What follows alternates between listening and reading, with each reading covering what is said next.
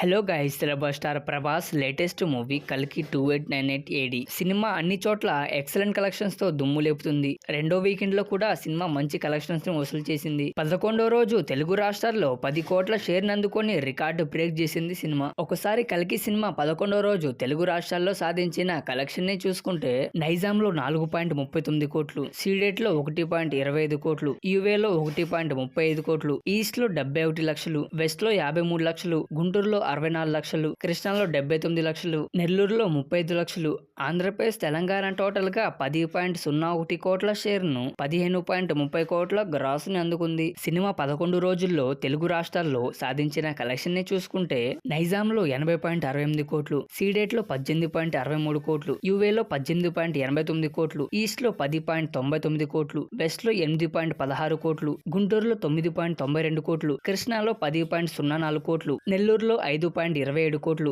Andhra Pradesh Telangana total గా 162.53 కోట్ల share ను 251.70 కోట్ల గ్రాస్ ని వసూలు చేసింది.